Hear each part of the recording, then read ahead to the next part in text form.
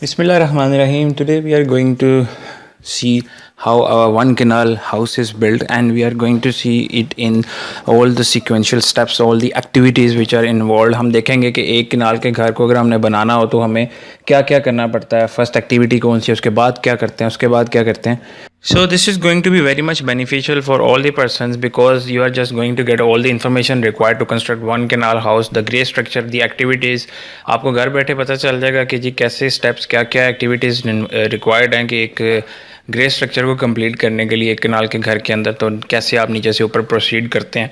सो हम इसको ज़्यादा डिले नहीं करते. तो सबसे पहले अगर हम बात करें तो the first activity which is you can say required to start the work is the preliminary survey of the ground. आपने सबसे पहले अपनी जगह का सर्वे करना है कि जी मेरा जो प्लॉट है whether it required some clearing और not. There are some trees, वहाँ पे कोई दरख्त हैं, वहाँ पे कोई और डेब्रीज वगैरह, कोई garbage, whether it has become a dumping station, वहाँ पे लोगों ने उसको कूड़ा करकट फेंकने की जगह तो नहीं बना लिया.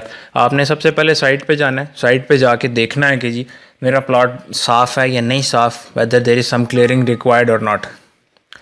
So you have to if the clearing is required you have to clean the surface. आपने अपनी जो प्लॉट है उसको सारा को क्लियर करना है. So the first activity after the preliminary visit of your site becomes the clearing and grubbing of the site. Technical language में हम इसको क्लियरिंग एंड ग्रबिंग कहते हैं. So the clearing and grubbing means that you have to clear the site from any debris, from any trees, from any tree roots. क्यों हम tree roots को नहीं favour करते यहाँ पे, because tree roots are organic substances and the even the shopping bags are organic substances. It involves carbon in that.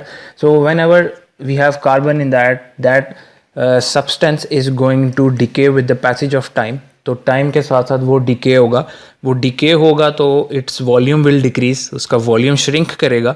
अगर volume shrink करेगा it is going to settle down. There will be openings, और चूंकि load structure का पड़ रहा है ऊपर से, it is going to settle down.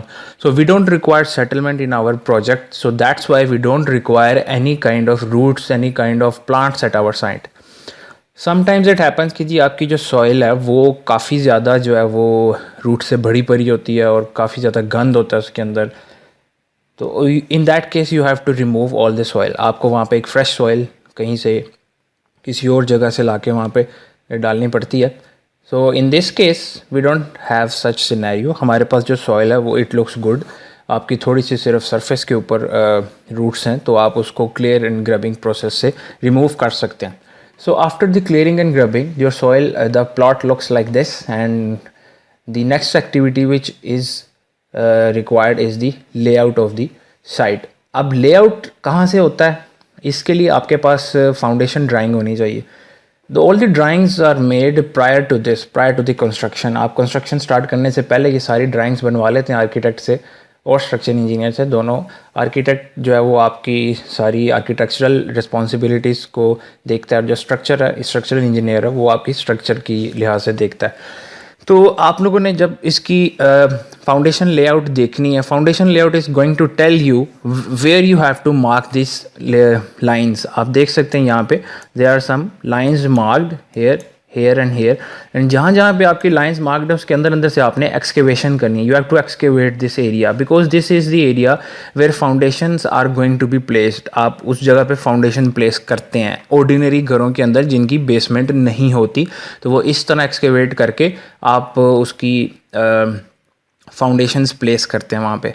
But जो घर हम डिस्कस करने जा रहे हैं उसके अंदर there is going to be basement there. So if you have a basement there, all of the area needs to be excavated. आप ये सारी की सारी जगह जो है वो एक्सकेवेट कर लेंगे. तो पहले मैं आपको एक वीडियो दिखाऊंगा कि कैसे आप एक्सकेवेशन करते हैं, the manual excavation I am telling. But if you go for the machine excavation तब आपको एक्सकेवेटर की ज़रूरत है. तो I am going to show you the first layout कि जी ये एक लेआउट है आपकी फाउंडेशन जहाँ से आपने एक्सकेवेट करनी है. Now I am going to show you a video by which you can see कि जी आपकी मैनुअल एक्सकेवेशन किस तरह से की जाती है. तो इस वीडियो के अंदर आप देख सकते हैं कि ये कैसे आपकी एक्सकेवेशन की जा रही है. This is the manual excavation. तो ये आपकी लाइन थी. इस लाइन से, दोनों लाइंस के दरमियान में आपकी मैनुअल एक्सकेवेशन की जा रही है। This is the, you can से द सेम इमेज जो मैंने आपको अभी दिखाई है, यहाँ से भी एक्सकेवेट होगी सारी।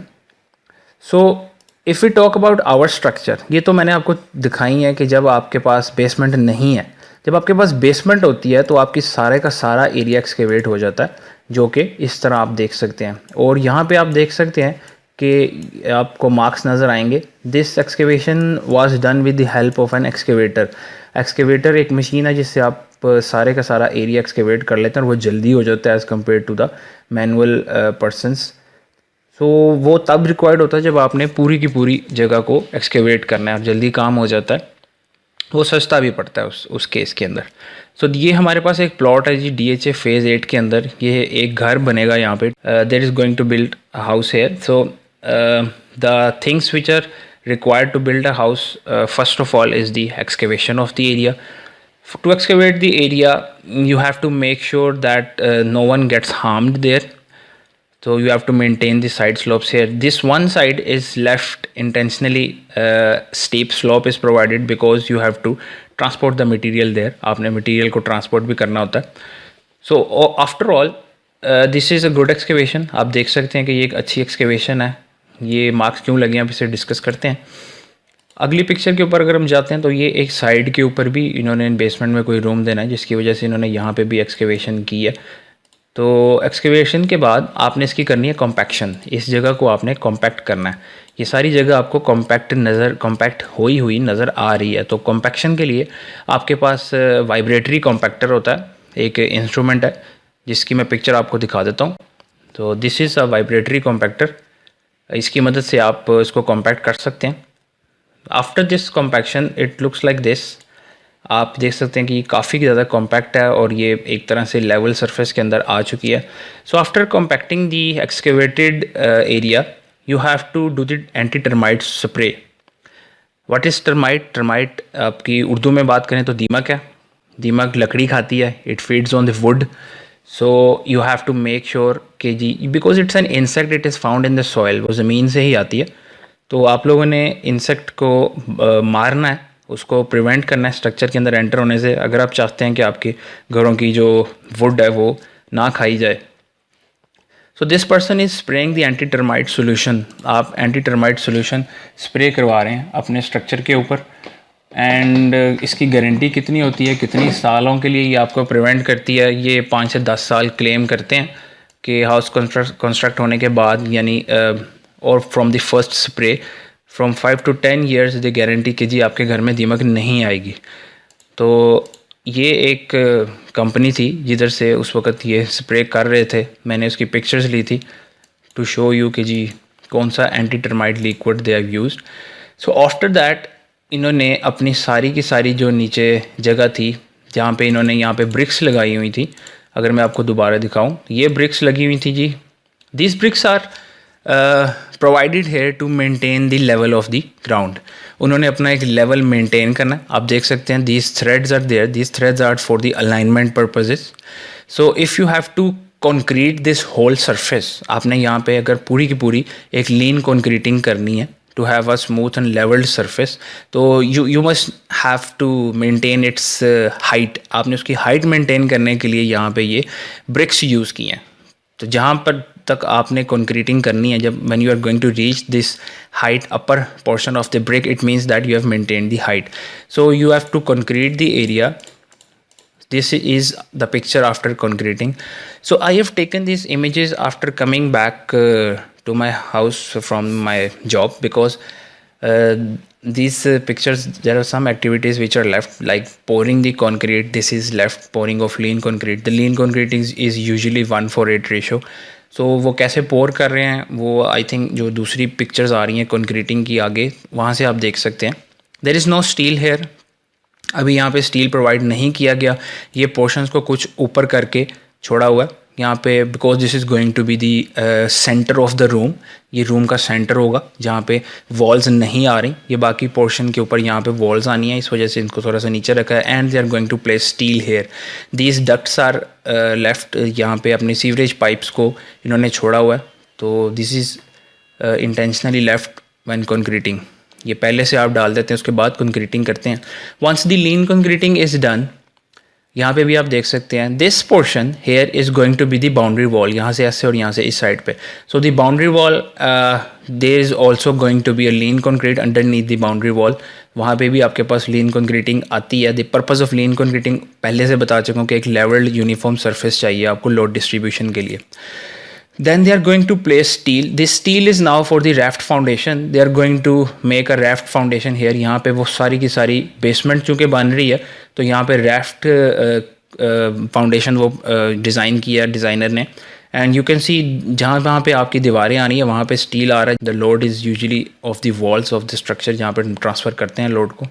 एनीवेज द स्टील मैश कितना है, साइज़ कितना है, ये स्ट्रक्चरल ड्राइंग से पता चलता है. That is going to be a different topic कि आपने स्टील साइज़ कैसे निकालना है. वो आप जब स्लैब डिज़ाइन करते हैं तो वहाँ पे आपको बताया जाता है. So this is the picture कि जी आपका सारे का सारा स्टील यहाँ पे बांधा जा रहा है. दिस पर्सन इज़ बाइंडिंग और fixing the steel bars by providing hooks and with the help of this binding wire. All this work is done manually and in a basement you know you have to retain the soil. आपने इस soil को भी retain करना है. So they are going to be retaining walls here of RCC. that is why we are providing L sections here. अभी यहाँ पे भी सारे का सारा स्टील प्रोवाइड कर दिया जाएगा और इसके ऊपर कंक्रीटिंग की जाएगी. So this is the whole area जहाँ पे इन्होंने ये सारी की सारी स्टील प्लेस कर दी गई है. जी बात करें अगर इस पोर्शन की, so this is going to be the dumping well or the dumping spot where all your sewerage is going to be accumulated and from there a pump will be installed. क्योंकि आपके जो sewerage हैं वो natural slope के ऊपर काम करते हैं तो that sewerages are at an upper height, वो ऊपर रह चुके हैं क्योंकि हम बेसमेंट के अंदर आ चुके हैं तो बेसमेंट का लेवल अब नीचे चला गया सीवरेज के से. तो हमने यहाँ पे एक पंप इंस्टॉल करना है जो कि आपका सारा सीवरेज को अक्यूमुलेट करेगा इस जगह पे और the pump is going to lift all of that and will pour it in the sewers. तो वो सीवर्स के अंदर पोर कर देगा. इस मकसद के लिए यहाँ पे ये सारा डंपिंग स्पॉट क्रिएट किया गया. This is the binding wire जिसकी मदद से आप इसको बेंड करते हैं स्टील को जोड़ने के लिए अपनी जगह पे पोजीशन करने के लिए. तो this is the footing of the boundary wall. आप बाउंड्री वॉल की जो ब्रिक फुटिंग है वो देख सकते हैं. So you can see they have marked this alignment with the help of a thread. इन्होंने एक धागे की मदद से इसको straight line में maintain किया हुआ है. You can see here it was the thread is used for the alignment purposes here as well. आप देख सकते हैं. तो ये जो आपकी L sections हैं these are going to be the steel L sections which are going to hold the retaining wall with the this grade slab on grade जो कि ज़मीन के ऊपर जब आप कंक्रीटिंग करेंगे तो जब उसको आपने इस वर्टिकल वॉल के साथ फिक्स करना है उसके लिए आपका स्टील दोनों के अंदर जाना ज़रूरी है. तो इस वजह से यहाँ पे एल सेक्शंस प्रोवाइड किए गए हैं. You can see here as well this is the alignment of foundation of the boundary wall.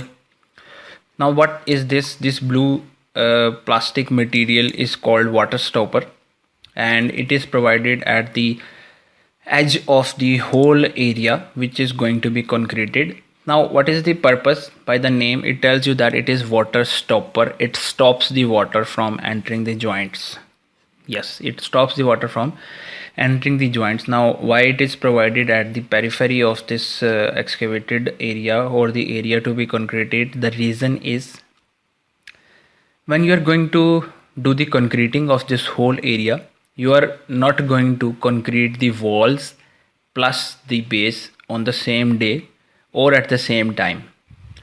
That's why there is going to be a joint in between the wall and the slab. तो वहाँ पे चूँकि joint आ जाएगा तो जब भी पानी आएगा बारिश का या किसी भी किस्म का तो वो water can percolate.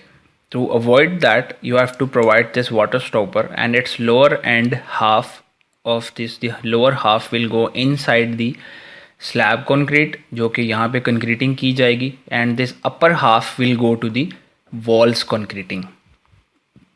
So that is why water will not penetrate through this plastic material because water can not penetrate through that. So that's why it is called a water stopper.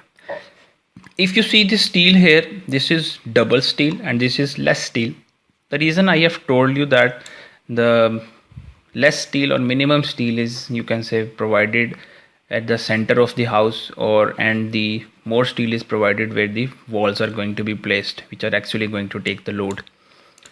So now you can see this is the overlap of the water stopper. ये सारे का सारा आपकी पूरी की पूरी boundary के ऊपर जब प्लेस कर दिया गया, प्लेस करने के बाद इसको यहाँ पे आके आपने ओवरलैप करके छोड़ देना है.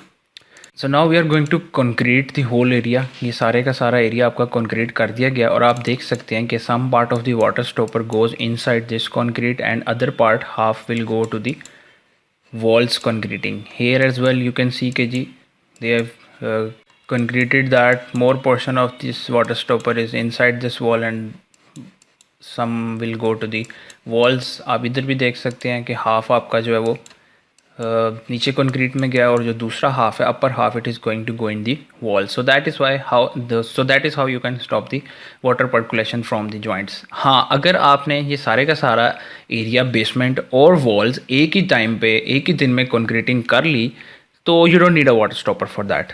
लेकिन यहाँ पे प्रैक्टिकली इस वक्त पॉसिबल नहीं है क्योंकि एरिया बड़ा है और कंक्रीटिंग रिक्वायरमेंट उनकी कम है इस वजह से. सो this is again the picture. You can see half of the concreting, half of the water stopper inside and half is left. Now we are going to provide the shuttering for the walls concreting. आप देख सकते हैं कि यहाँ पे steel bind किया जा रहा है. इनर एंड आउटर दोनों साइड्स के ऊपर स्टील है. तो रिटेनिंग वॉल के ऊपर इनर और आउटर दोनों साइड पे स्टील आता है. अगर यहाँ से भी मैं आपको जूम करके दिखाऊँ तो अंदर भी स्टील, बाहर वाली साइड पे भी स्टील है. The size and the opening space is decided by the structural engineer.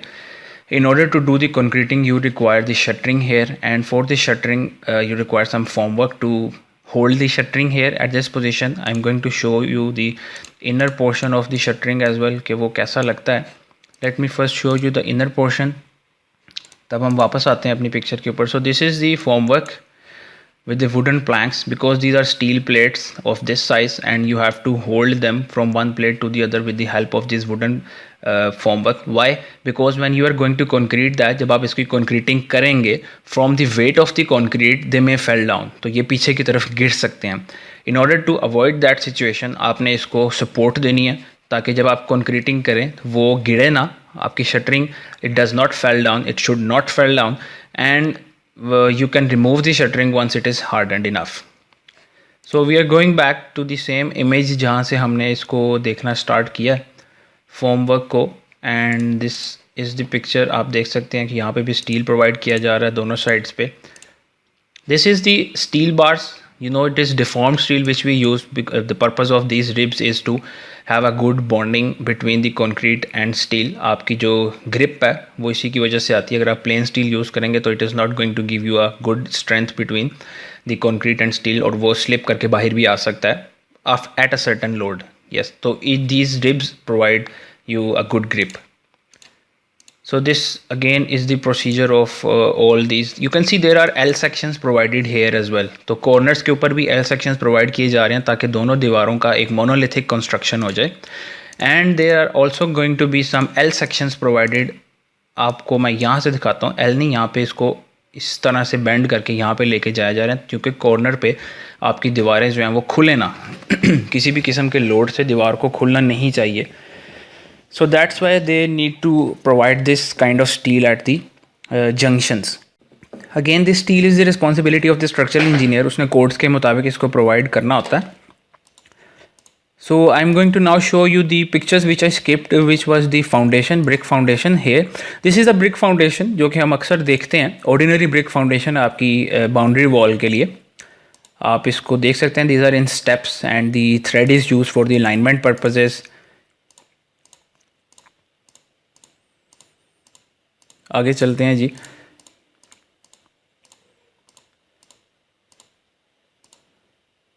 This is the steel provided on this side. ये सारी शटरिंग इसको सीधी कर दी जाएगी अभी.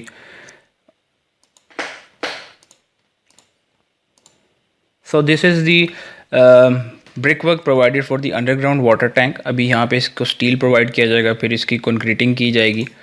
सोसाइटीज़ के अंदर एक रूल होता है जी, आप लोग वाटर सप्लाई की लाइन के ऊपर डायरेक्ट पंप नहीं लगा सकते. You have to install the pump in the underground water tank. From the underground water tank that pump will not going to disturb the other person's water pressure. Why? Because the underground water tank is automatically being filled by the overhead water tanks जो कि आपकी society ने बड़े बड़े लगाए होते हैं अपनी सोसाइटीज़ के अंदर। उनके हेड की वजह से आपका अंडरग्राउंड वाटर टैंक हर वक्त फुल रहता है। जब ये फुल रहता है तो आप अपने जो पंप इसके अंदर लगाएंगे वो आपने यूज़ करना है अपने घर की टैंकी को फिल करने के लिए। You are going to fill the overhead reservoir of your house with the help of this underground reservoir because आप जब वो पंप लगाएंगे डायरेक्ट नाली के ऊपर, डायरेक्ट वाटर सप्लाई की नाली के ऊपर, तो वो बाकी लोगों का जो प्रेशर है वो डिस्टर्ब करेगा, वो वहाँ से प्रेशर खींचने की कोशिश करेगा। सो this is a good thing. आप लोग ये इसको फॉलो करते हैं तो सारे लोगों के जो प्रेशर है ना वो मेनटेन रहता है। So this is a requirement here. Now this is the DPC। आप देख सकते हैं this is one DPC layer, damp proof course. आपकी जो ज़मीन से मॉइस्चर है उसको ऊपर दीवार में आने से ये रोकता है। They are using double layer of DPC here. Now the concreting has started of the retaining walls की शटरिंग के बाद आप उसकी कंक्रीटिंग स्टार्ट करते हैं। Let me show you some videos as well. I have some videos for the binding of the wall as well, for the binding of steel as well. If you see this picture, he is going to use this binding wire and now going to twist that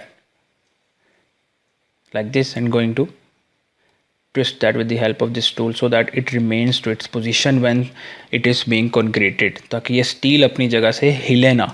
इस वजह से इसकी इस तरह से की जाती है grip.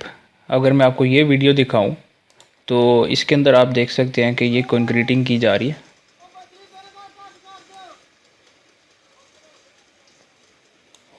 Let me show you this video in which the concreting is being done. You can see there is not a good quality of concrete. आप देख सकते हैं कि इसके अंदर पानी ज़्यादा है and the aggregates are separated from the mixture. It should be, this is a wooden platform provided so that this person can take the concrete from this concrete mixer and pour it at the required site. तो ये एक फट्टे लगा के platform temporary सा बनाया जाता है। अब अगर मैं आपको कंक्रीट का फ़्लो दिखाऊं तो आप देख सकते हैं कि कितनी आसानी से फ़्लो कर रहा है। This is the cross sectional view of the wall foundation. जो आपकी बाउंड्री वॉल है उसकी जो क्रॉस सेक्शनल व्यू है वो ये है। इस तरह स्टेप्स के अंदर आपने लोड डिस्ट्रीब्यूट करना है। Again another view of the brick foundation जो हम अक्सर देखते हैं। This is the double DPC। एक DPC लेयर यहाँ पे है, एक DPC ये है। आपने डबल DPC, हाँ, you can C in this picture clearly this is one layer, this is second layer to avoid the moisture getting into the walls. Now they have removed the shuttering from this wall. अब आप देख सकते हैं कि how does it look कि इन्होंने अपनी एक साइड की जो रिटेनिंग वॉल की शटरिंग है वो रिमूव की है। वंस दिस कंक्रीट गेट्स हार्डनड आप शटरिंग रिमूव कर सकते हैं। सो आफ्टर रिमूविंग आप देख सकते हैं there are some places left. Now they are going to plaster that. उसकी प्लास्टरिंग करेंगे। This is the look when they remove the shuttering. These are shuttering marks. You have to have a clean look here, so that's why they are going to plaster that. अब plastering के बाद आप देख सकते हैं कि इसकी look कितनी साफ़ हो गई है, प्लेन लुक लग रही है। and the pores are filled with the help of this plaster. Now the brickwork is started at the inner side of the excavated trench. अब आप देख सकते हैं कि ये 9-inch walls are directly placed on the areas where steel was provided inside this raft foundation. There is no extra foundation required for this brick walls to transfer their loads. That steel provided in the raft was enough for that. तो पहले से ही design किया गया था कि जब पूरी की पूरी आपके पास फाउंडेशन आ गई है जिसने इस स्ट्रक्चर का लोड उठाना है, तो अब आपको अलहदा से फाउंडेशन देने की ज़रूरत नहीं है। This is a 4.5-inch wall used for the partition purposes and this is a 9-inch wall which is used for the load bearing structures. This is a window which is left intentionally open in the basement for the air and for the air circulation and the light purpose, ताकि आपकी जो basement है वो भी थोड़ा रोशन रहे। So this is a ladder with which they have to transfer the bricks at the in the basement. This is the temporary platform for that. you have to carry and then go here. So this is the look of the walls once they are completed. This is the opening for the door. These are the openings of the windows. You can see a lot of brick is being wasted here because they just throw the bricks from the top side. They don't get down every time. इतनी तो करते नहीं है. Anyways, they are going to place brick walls on this lintel now. And if you have to see the lintel, I'm going to show you a lintel as well. This is a lintel, a small lintel. A lintel is a small beam. ये एक छोटी सी beam ही होती है, इसके अंदर steel provide करके. Why we provide lintels? Because these bricks may fell down, ये नीचे गिर जाएंगे अगर हम यहाँ पे इसको ओपनिंग के ऊपर लिंटर प्रोवाइड नहीं करेंगे. For the bigger beams, you can see there is for the bigger openings, you can see there is bigger lintel or the bigger beams. You can see here as well. This is a big window, so there is going to be a big lintel here. And how this lintel is designed? Again, by the structural engineer. The load on that lintel and the span, these two things decide about the steel and the size of the lintel. So bigger windows require bigger lintels and the smaller windows require small lintels. So now the basement rooms and the brickwork is completed. Once it is completed, you have to provide a slab here. आपने इसके ऊपर लेंटर डालना है, जिसको उर्दू में कहते हैं. This is a manual mixing procedure, cement, sand and water manual mixture. When you require the mixture in a very you can say less amount, so you can do that manually here. Now the shuttering, next step is for the shuttering of the slab. Why we provide the shuttering? Because you have to have a temporary platform to do the concreting. आपने concreting करनी है तो आपको कोई नीचे से shuttering या कोई चीज़ required है जो उसको hold करके रखे अपनी position के ऊपर. So that now the underneath these shuttering there is again wooden planks. Platform है, एक पूरा का पूरा फॉर्मवर्क है नीचे जो इसको होल्ड करके रख रहा है कि इसके कंक्रीट के वेट की वजह से ये गिरे ना. So now you can see these are the walls. Sometimes these are filled with the bricks so that the beams are provided here. यहाँ पे beams भी आ सकती हैं, हो सकता है ऊपर वाला फ्लोर नीचे वाले फ्लोर से डिफरेंट हो, तो वहाँ पे beams प्रोवाइड करनी होती हैं. So the whole area is you can say covered with the shuttering. And now this steel will be placed here. यहाँ पे steel bind किया जाएगा. This is the steel for the underground water tank. ये आपकी concreting हो गई है. Unfortunately, I was not able to capture the steel in the you can say ground floor slab because I think they did that in a hurry and I don't know when they placed there. उन्होंने काफ़ी जल्दी काम कर दिया था. But I can see the amount of steel coming out to get an idea कि उन्होंने कितना steel provide किया. From here you can see कि उन्होंने स्टील ये जो आपके लेंटर में से बाहर निकल रहा है, यहाँ से देख के आपको आइडिया हो सकता है कि स्टील के साइज़ क्या है और उन्होंने कितनी स्पेसिंग के ऊपर इसको प्रोवाइड किया.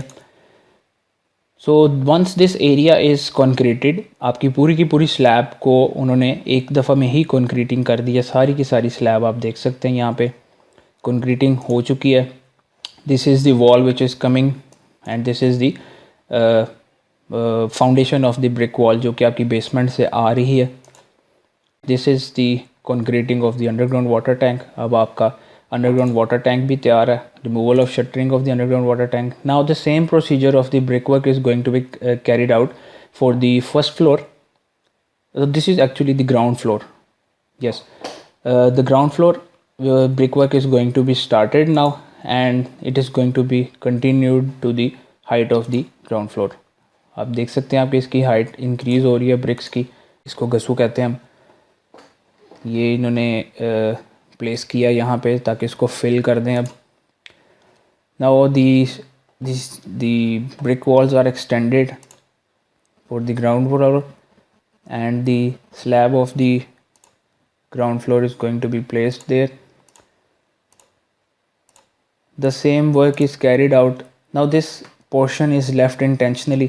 Why? Because they need to have some air circulation and light here, sunlight here.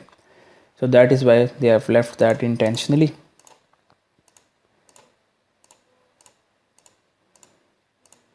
The brickwork is being carried with the same procedure. This is a lintel, the shuttering of a lintel, you can see.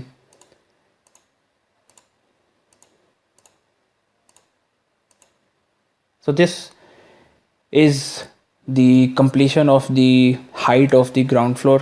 आप देख सकते हैं कि brickwork has been completed and now they are placing the steel shuttering for the slab of the ground floor. The lower slab was the slab of the basement and this slab is the slab of the ground floor. So once the procedure is same now. Once you have seen कि जी सबसे पहले आपका जो नीचे से brick work आ रहा था उसी को एक्सटेंड किया, उसके बाद जब वो हो जाता है फिर आप लिंटल्स वगैरह कर लेते हैं साथ साथ. जब लिंटल्स कास्ट हो जाते हैं फिर आप स्लैब की शटरिंग प्रोवाइड करते हैं. स्लैब की शटरिंग के बाद you are going to place the steel of the slab there and this is completed. The shuttering is completed for the ground floor slab and the steel, this is the steel of beam. आप देख सकते हैं the beam steel and the slab steel is placed and concreted monolithically. So once this beams and slab steel is fixed and the next step is the concreting of the slab and steel, which is going to be monolithic. In this case it is going to be concreted at the same time. ये slab और beams ये आपकी इकट्ठी cast की जाएंगी. Then the same procedure आप देख सकते हैं यहाँ पे the concreting has been done. अब उन्होंने पानी छोड़ा हुआ इसके curing के लिए. The same procedure of the brickwork is carried out for the first floor. आपकी ये brick wall उठाई जाएगी जिधर जिधर आपने brick walls उठानी है. There are going to be brick walls constructed here and the same procedure is going to be repeated. And there was no need to cover the same procedure again and again because the construction of basement and ground floor has been shown to you. So now I just took the final image of the house after the construction कि जी वो कैसा लगता है बाहर से, वो मैं आपको दिखा देता हूँ. So this is the look of the house after construction. इन्होंने फर्स्ट फ्लोर बनाने के बाद यहाँ पे टाइल्स यूज़ किए हैं फ्रंट के ऊपर. How to place tiles and how to cut the tiles उसकी वीडियोस मैं ऑलरेडी शेयर कर चुका हूँ अपने चैनल पे, आप लोग वो जाके देख सकते हैं. सो this is complete video for the construction of one canal house for the grey structure. So if you have liked it, आप इसको शेयर करें लोगों के साथ जिनको नहीं पता या जो सीखना चाहते हैं. And if you have any questions आप लोग कमेंट्स के अंदर पूछ सकते हैं. तो थैंक यू, कीप वॉचिंग, अल्लाह हाफिज़.